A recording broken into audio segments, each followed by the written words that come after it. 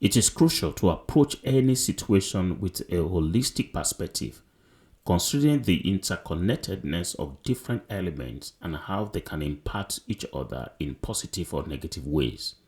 This approach can either result in making well-informed decisions that are right for you or lead to procrastination by feeling the need to have all the information before taking action. Join us as we'll explore how a systems approach can help you solve personal and business problems. Welcome to the Skills Mindset Podcast. I'm your host, Benga Lawal, author of This Space, Your Place. Dive in with us into Power Mind Results as we'll explore talent, skill set, and experience. If you're ready for a giant leap into success accomplishments, this is the space. This is your place. Get ready and let's get started. Having to engage in such a conversation requires the expertise and experience of someone profoundly knowledgeable in this area. I am grateful that he accepted my invitation to share his insights with us on the Skills Mindset Podcast. Temi Afolabi is a highly experienced mechanical engineer with a diverse educational background. He holds degrees from Kingston University, Cranfield School of Management, and has specialized studies in business sustainability from Cambridge University. Temi is currently serving as a systems and infrastructure leader while also dedicating himself to fostering entrepreneurship and providing strategic counsel for small businesses.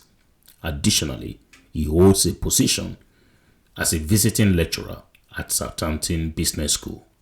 Temi, welcome. Thank you very much. It's great to be on board. Thank you so much. So this is your first time on the Skills Mindset Podcast. It is my first time indeed. We're glad to have you on board. You see, most importantly, because of what you've got to share with our audience, with our listeners, because people really want to know how can they navigate through situation, in their lives. So many pressure, so many financial challenges, decision becomes a very difficult things to come by. They don't even have options, according to some people, thinking that where are the options? How can they take options when there is practically nothing to think about or to look up to? So, and I know there are lots of things, opportunities are still there, challenges may be abounding, but of course, opportunities much more around. But a way of looking at this is why you are here, to help us and help our listener to see how they can channel and put their perspective, straight on a very important way of, getting through in life. So, we're going to be talking on these issues, surrounding the dangers of observing situation from a single lens rather than taking, a holistic view. All right. Because a holistic view, encompasses the entirety of what is being observed when someone takes a specific perspective on a situation. All right. Yeah. So we also know that doing that, you need an approach. I call it an approach, which is a system approach to understanding your situation and dealing with, the circumstances. Mr. Teni, can you explain to us what you have been doing and why are you doing it? Thank you very much. So that's very useful. What have I been doing? So I'm an engineer by background.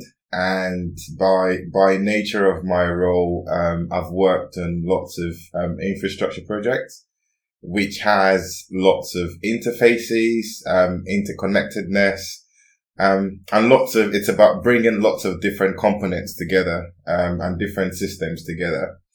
And when I talk about systems, yes, there are mechanical systems, there are electrical systems, the power systems, if you, because of my background in the transport industry, so in the rail network, we talk about signaling systems as well. So lots of different systems you have to bring together. But the fundamental aspect of that actually is the people side of things as well, in terms of, bringing people together, which is absolutely fundamental. And I like what you said earlier on with regards to the fact that we are living within a very, very complex, environment, at the moment. And I would add to that actually. So, I would say not long ago, we had just recovered, from COVID. Yeah. And across the globe, we can see actually, there's recession as well. So lots of countries across the globe also struggling, significantly. And not long after COVID, we had the challenge in Ukraine, which threw the whole world, literally, upside down. And then we have climate change as well, which is actually becoming a real, which is, so it's like the whole world has got lots of big issues and lots of big challenges. I guess my role and my thinking around this is I strongly believe that we all have a role to play. And I personally, I have a role to play as well. And in doing that, I share my experience, I share my knowledge, from working across lots of several infrastructure projects, but also, from my work, as an entrepreneur. So running a business as well, but also, I support lots of other small businesses and I've seen them thrive. Some of them have gone through some big challenges. I've seen them thrive. I feel the need personally to share, my learning, share, knowledge, share, things I've learned, and ensure that collectively together we are thriving.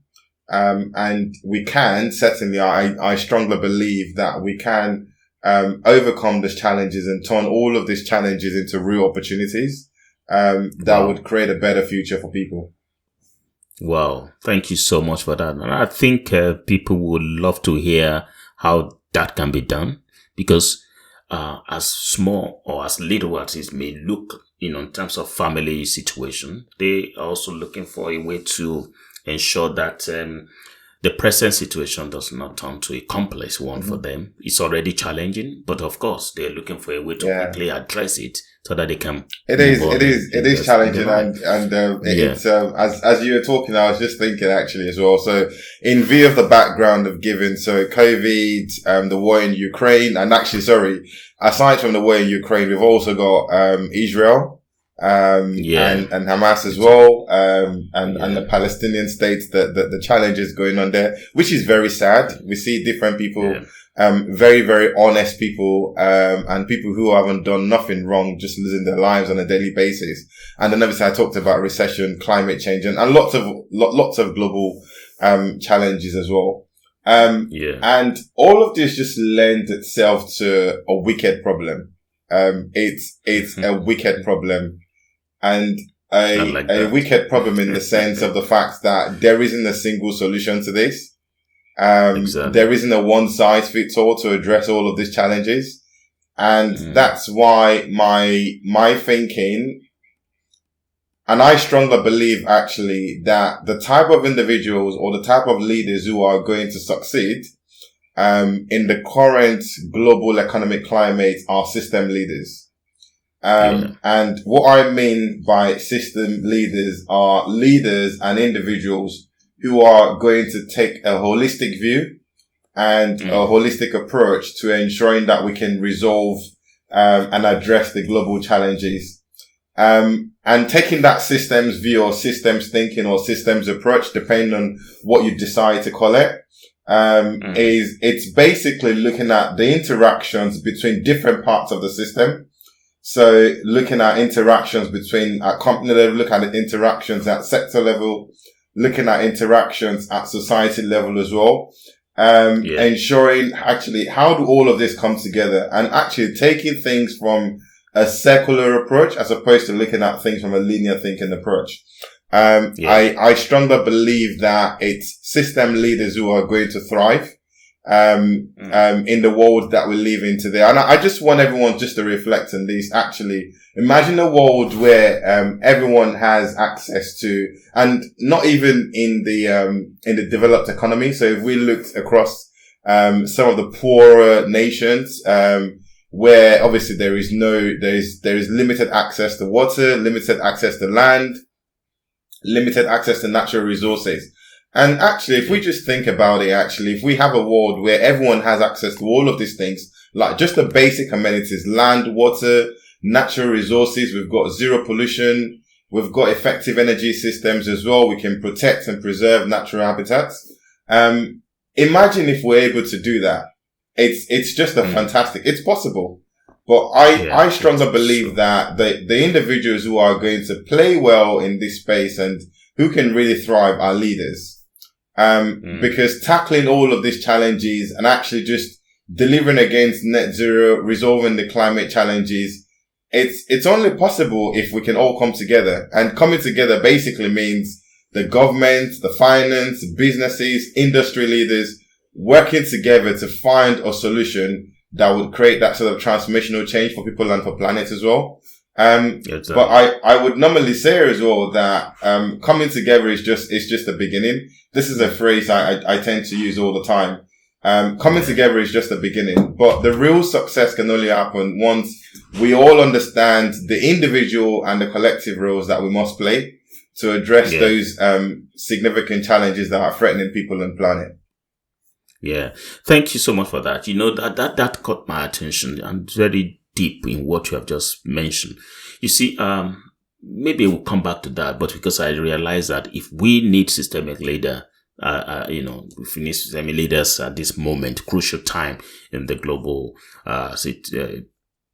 present situation, I think, we need to also not close our eyes at the difficulty in doing that, because rather leaders are rather talking at each other instead of talking with each other at the moment. Absolutely. So it's very difficult to ensure that can be realized. If that is going to be a way to go, we still have work to do. I think it's all about what exactly we want to achieve and how we want to get it done. But to come back to that, you see, how do you therefore use system approach in solving, number one, personal problems, personal family problems, relationship and all that. And of course, on one hand, and that of business and complex organization or government and on the other hand. Now, I mentioned personal and family because you mentioned the period of COVID, the period of economic recession that we have now. You see, I don't think I really want to be talking about the impact of what COVID has done to many people, to the people's mental health, to people's relationship and all that. If you look at it, it has actually divided a lot of families. It's actually messed up some relationships, destroy homes and all that. Of course, it brought some people together, don't get me wrong. But how do you think people can therefore start to begin to build themselves together using system approach, like you have mentioned, to solving personal, family, relationship problems on one hand, and that of business, organization and government on the other hand? That's a great question, because obviously it starts from individuals first and families. And if you're unable to sort of resolve family challenges and resolve personal issues, then there's no way you can sort of thrive and be able to support others as well.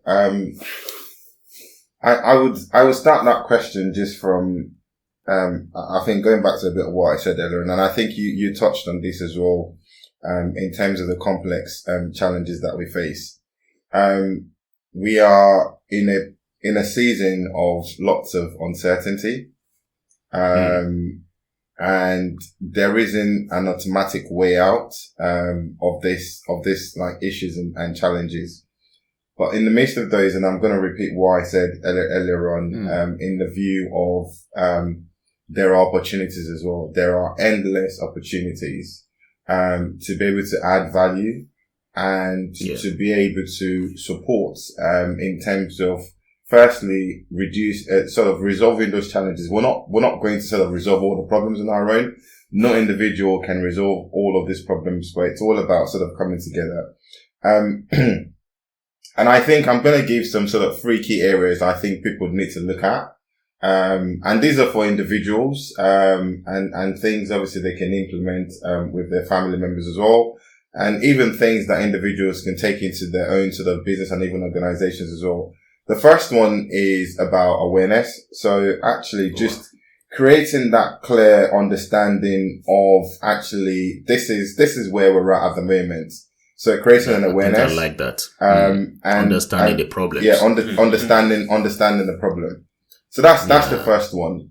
The second one is about anticipation. So anticipate, what can I do to resolve, or where can I add value? I'll give you a very good example. So in the UK at the moment, we've got a big challenge with social housing. The government is just not able to build, and developers as well are not able to build as fast enough to keep people off the streets and to keep them in homes.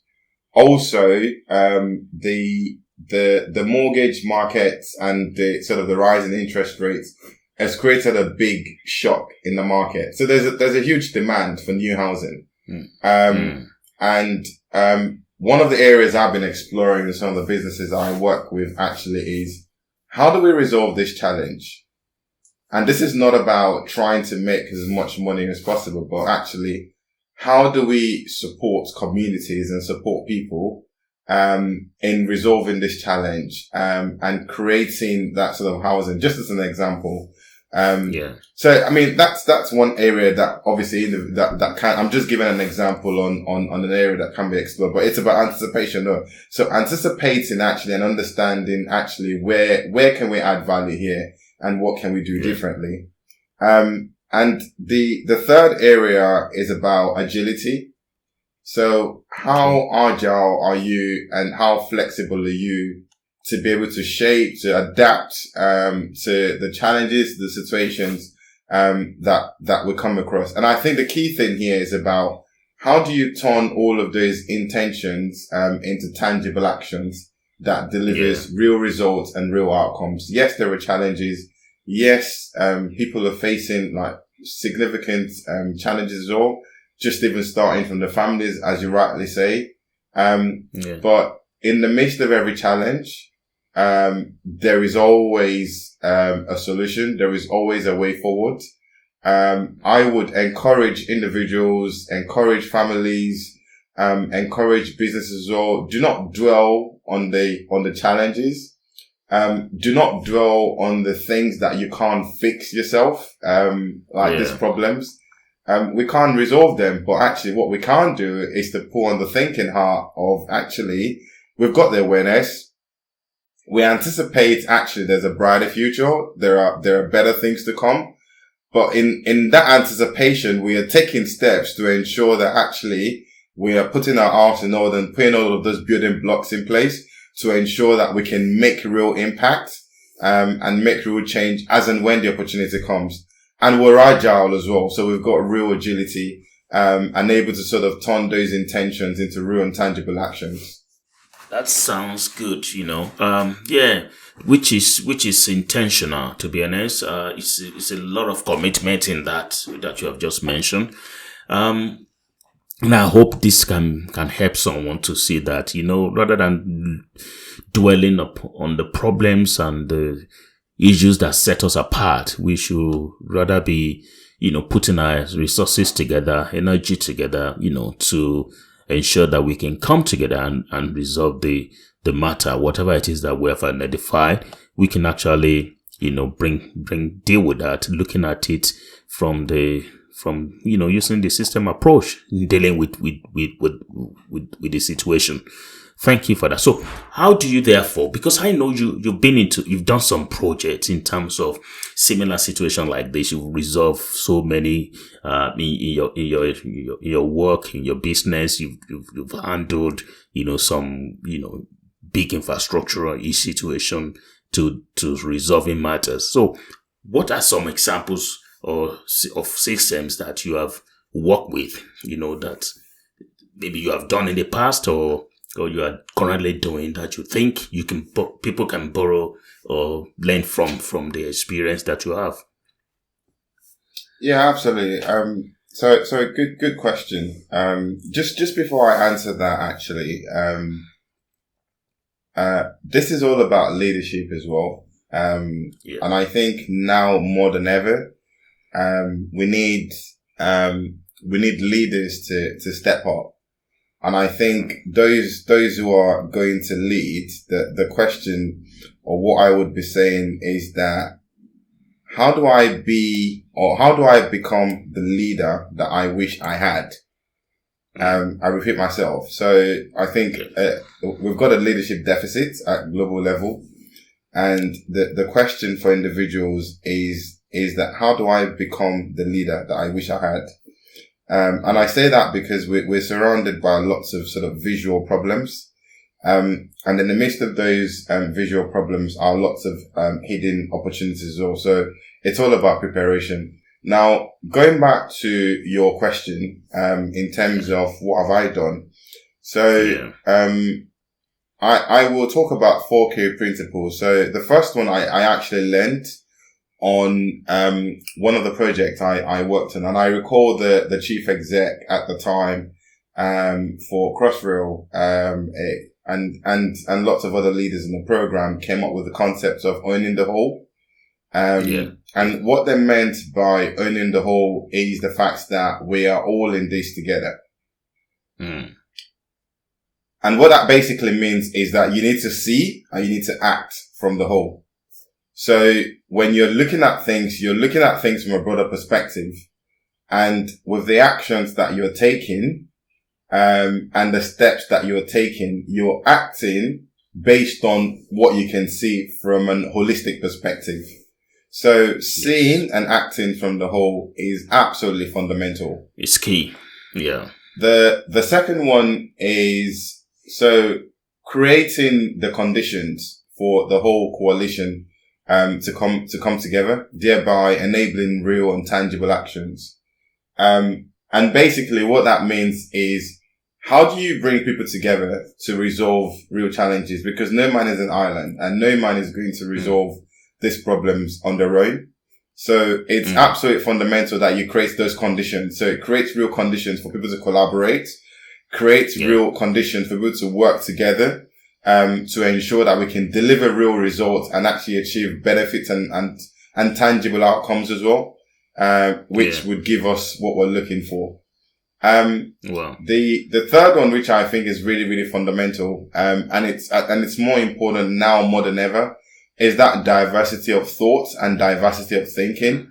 We absolutely need all skills, all hands, on the deck, on the table. We need men, we need women, we need people of different colors, we need black, we need the white, we need the brown.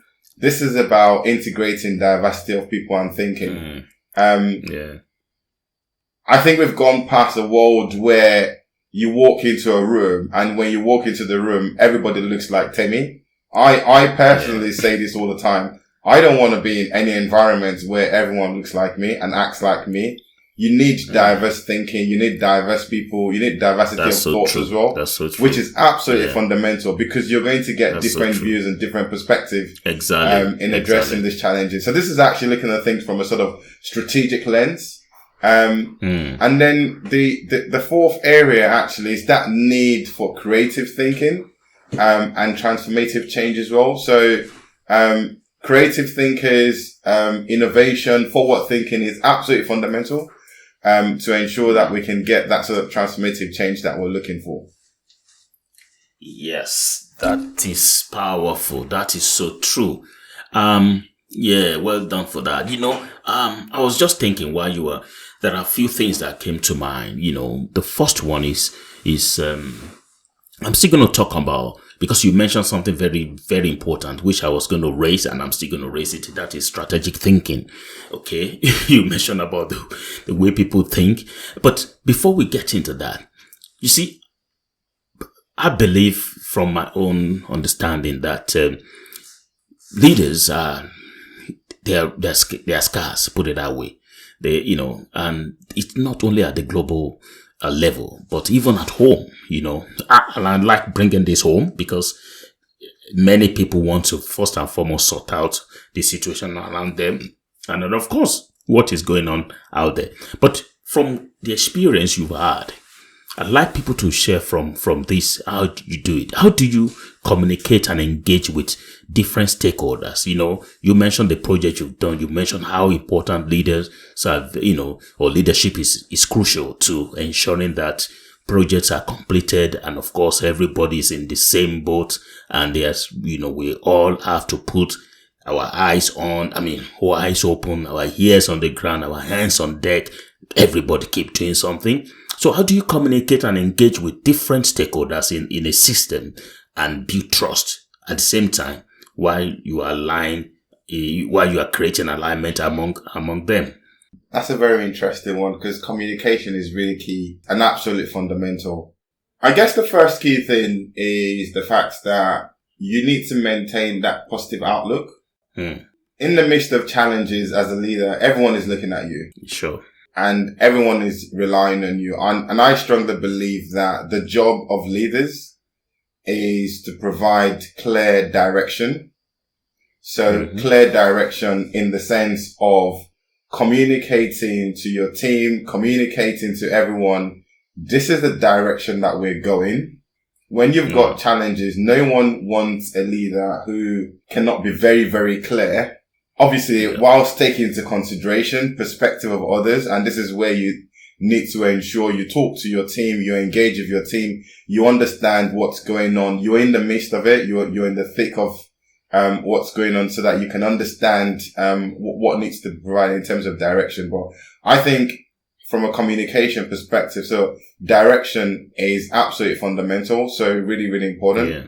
The second one is just maintaining alignment across, starting, so top down and bottom up as well. Maintaining a clear alignment. And the third angle actually is that sort of gaining commitment, from your leaders. And it's got to filter its way all the way down as well. So these are just sort of some sort of key principles, but I think now more than ever, maintaining that positive outlook is absolutely fundamental. The second one is obviously that sort of positivity I've spoken about. I mentioned, to maintaining that positive outlook. I also strongly believe that integrity is absolutely fundamental.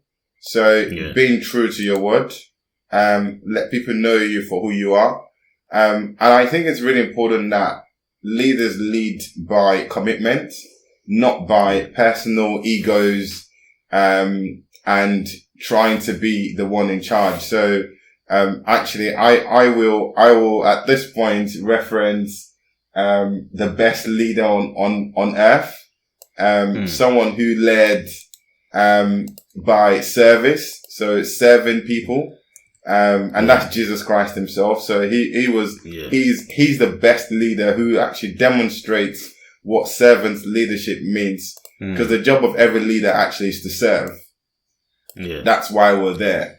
And in our service to others, we communicate, we engage, we demonstrate positivity, we show integrity, we carry people along on the journey.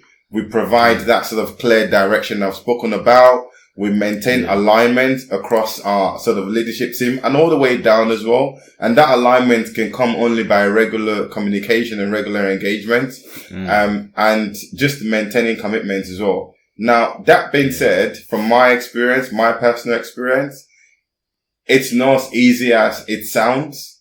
You would find individuals, yes, you would absolutely find individuals who are not aligned with your thinking. You would find individuals who literally want to derail, derail what you're trying to achieve.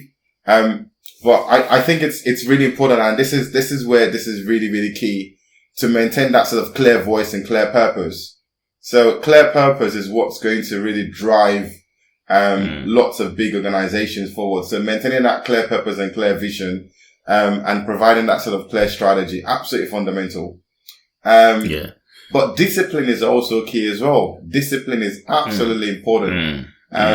It's whilst there is needs to engage with people, to bring people along on the journey as well. You also want to maintain clear discipline.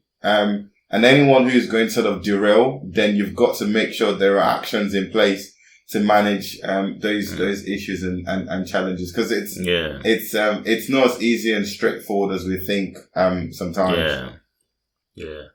To be honest, you're spot on, and I appreciate what you've just said, and I think this will help people there because while you were talking, I thought, you know what, system in itself could be complex. The system in itself could be complex, depending on what intention and what approach we are adopting. But I was going to ask, how do you therefore cope with uncertainty that is attached to the system, the ambiguity, the complexity around it, and how do you adapt to changing conditions, and emerging experiences of people around the system? How do you cope with that? I know you mentioned some in terms of some challenges about, at some people who wouldn't just want to budge, they want to sabotage whatever effort and intention and aspiration of the system and of the people involved in it. But then, how do you cope with the uncertainty that comes with it as well? Things that you didn't plan for, things that will always emerge, the ambiguity where things are not clearly explained or expressed or understood, and the complexity of the system. So how do you cope and how do you adapt to the changing conditions and emerging experiences? So I just want to pick up on the word you said there around sort of uncertainty. And the reason why I want to pick up on that is, uncertainty provides, leadership opportunities. In the time of uncertainty, that's when leaders emerge. And uncertainty requires a lot of creative thinking. And it requires humility as well. Humility from the sense of actually taking that sort of step back and looking at things from a much more broader perspective to be able to learn, to listen, to adapt. And it goes back to what I said earlier on about sort of that agility, which is absolutely fundamental. But I'm going to major on this actually because I think it's really, really important. In the midst of all of this uncertainty and in the midst of all of this crisis and the key things that we've talked about, I think there is need to focus on creating opportunities to be creative. So you need creativity. You need your best minds in the room. You need, individuals, who can test the knowledge, test their thinking, and look at creative ways, to be able to sort of to be able to resolve, issues. Yes, there are uncertainties, but I strongly believe that in the midst of that uncertainty, there are also limitless and endless opportunities as well. And it's about creativity. So how can we be creative? To ensure that actually we can address those challenges and be able to communicate actually what we're doing as well, which is absolutely fundamental. Exactly. Wow, that's true. That's true. So going back to system thinking. How did you? Because again, that's another thing that I know involves recognizing, the interconnected and circle nature of the system, which of course entails an awareness of how structured, shape the condition that we're in. We encounter and understand, and I have an understanding that there are so many powerful laws of system at play, of which we may be aware or not. So people do think, and in essence, what I'm trying to say is that system thinking is a kind of methodological approach that enables us to examine some problems more comprehensively, and then of course differently. And some could be accurate, some may not. But before we take any action, how does that impact on what we want to achieve using system approach? So just before I answer that question, I'm going to put my engineering hat on to answer that question. I read something from, Larry Fink. So he's the CEO of BlackRock. And, in his letter to CEOs, in 2022, I'm going to read actually what he said word for word here. So, and that letter talks about the power of capitalism. And what he said is that there's never been a time, more essential for leaders to have a consistent voice, clear purpose, a coherent strategy, and having a long-term view. And the key point he was trying to drive at is that your company's purpose is its North Star in this current environment. And just linking that back, into your question in terms of what you asked. So just putting my engineering hat on. So just from drawing on systems, engineering principles, it goes back to what I said earlier on. It's about bringing several components together to create a single outcome.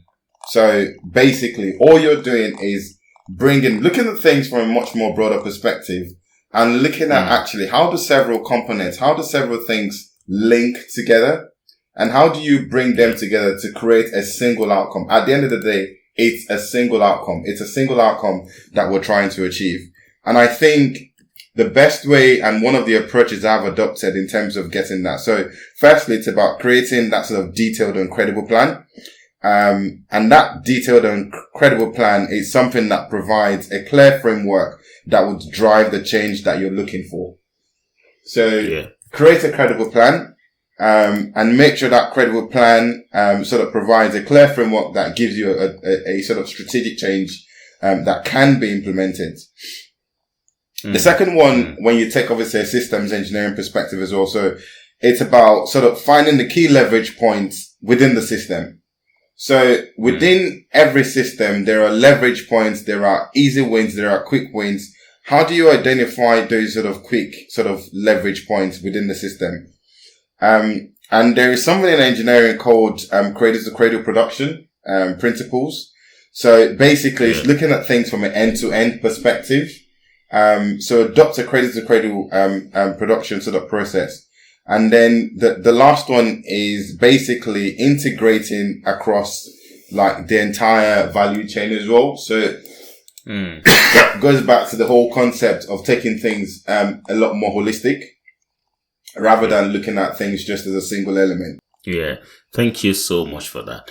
Yes. But again, that's loaded, what you've said. And I know that because of our time, because I still have a few things I would have loved us to address. But again, we need to be mindful. And I just want you to please touch on this because it is very important, to me and to many people who are listening to us, in terms of, when we're talking about leadership, which you have really, with passion or emphatical, way of expressing it, telling us how important it is, then how do we therefore measure? Because if we have to look up to such situation where leadership is called to question, how do we evaluate our own leadership effectiveness or our leaders' effectiveness and the impact in the system? Because again, like I said, we know how important their role is, but we know what direction leaders are walking apart from each other. So how do we evaluate the importance of this? Not let alone the global leaders, but also our leadership effectiveness and the impact that will have on the system that we're trying to use as a method to resolving problems or improving our opportunities. One of the things I was going to say, to be honest with you, was the typical stuff, which is obviously taking feedback from across the organization and speaking to people, which is really essential. And it's like the things, that's like the normal things you would do. But actually, on reflection, I think it goes beyond that. And I'll go back to what I said earlier on about being in the role to serve. Your purpose there is to serve. I heard something from a chief exec for a local council, a few weeks ago. So she's a chief exec for a local authority. And in the conversation, she said, when people come to look for the chief exec, I just see it as they're not coming to look for me as an individual. If I'm the chief exec, they are coming to look for the position, i.e. the position of the chief exec, not a particular individual. And I think once you get into your mind that actually, I'm just here temporarily, I'm just here to serve, my role here is to serve, then there is a positive intention to ensure that actually you're doing things or acting, you're taking actions in a way that's positive to individuals, to the people that you work with, and delivers better results and outcomes as well. Yeah. And I think in the midst of all of this as well, I think it's really, really fundamental to take into consideration what leaders do when there is uncertainty or when there is challenges, and all of these all the things we spoke about, ambiguity and obviously lots of volatility within the current market as well. We talked about wicked problems, when we started earlier on. I think it's important to continue to provide that sort of continued hope, which is taking reality of what you need to do to deal with it, and providing hope in the mix of hope to people, to individuals and to people in the midst of very challenging situations. I think it's really important to just be kind as well. Kindness is just key. Just give grace and compassion. I think it's really essential. It sounds very minute, but these are fundamental, things, that are really, really important. I think thoughtfulness, so being thoughtful as well, and actually just, thinking about others. Again, it goes back to what I said. It's not about me. It's about others as well. I think that's really, really essential. Sort of calm heads, calm minds, calmness.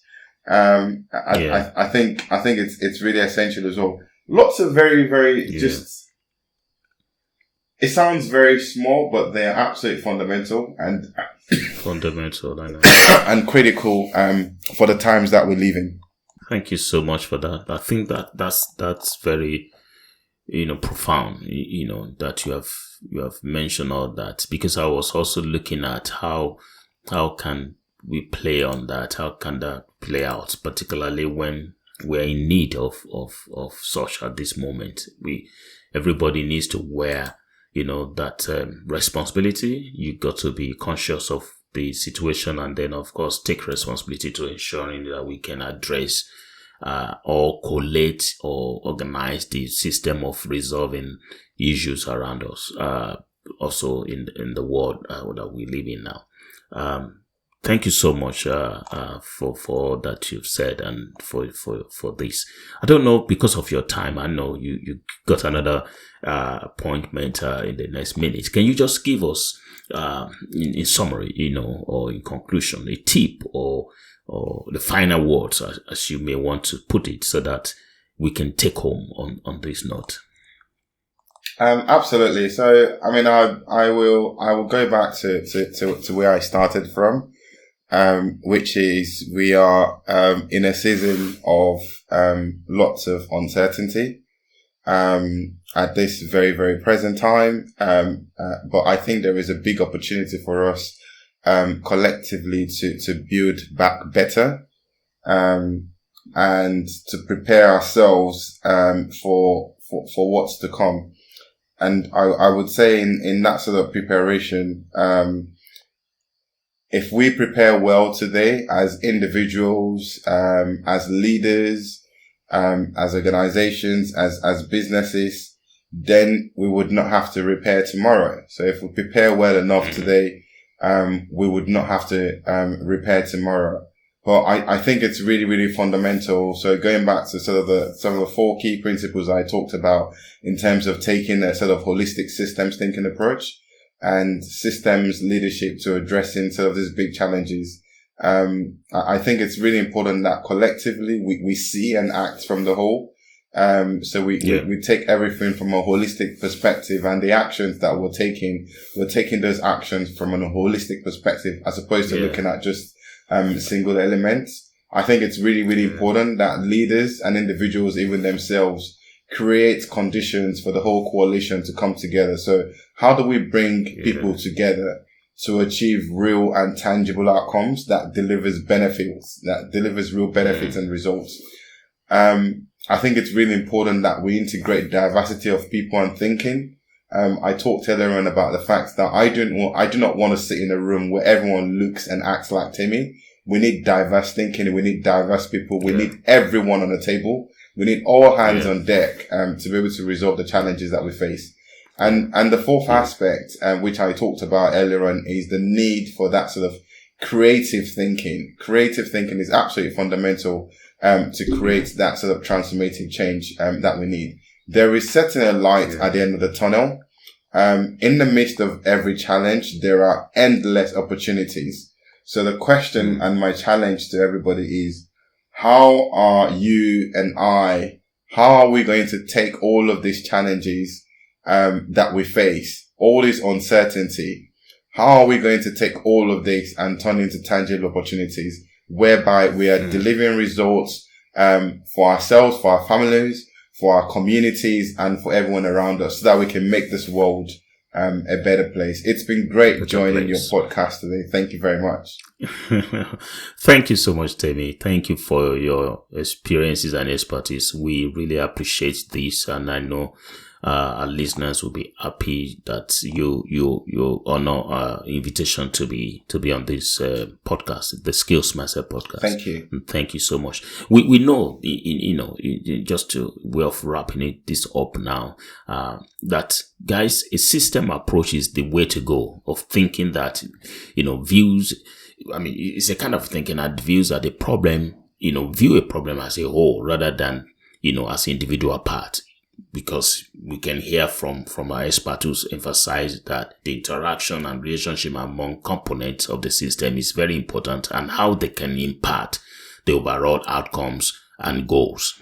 So system approach or thinking enhances problem solving by providing a broader perspective and enabling us to express problem in novel ways, isn't it? However, it is important to acknowledge that there are so many flawless solutions, that there are no flawless solution in any system. The decision we make will inevitably affect our components and the component of the system. So we got to be very careful as to what we do.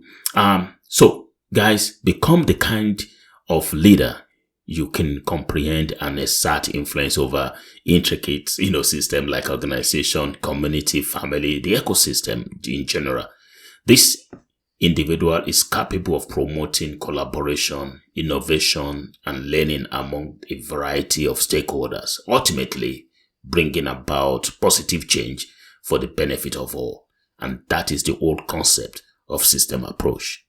So you can look at your circumstances, look at it holistically, and then of course try to address it. Don't jump into conclusion while you are dealing with situation. Look at it critically and in a holistic way. And I think your best approach to solving it will be, will be available for you. And then of course you'll be glad that you waited patiently and you look at your circumstances properly and the options that you have, particularly with the consequences that will come with it before you take decision.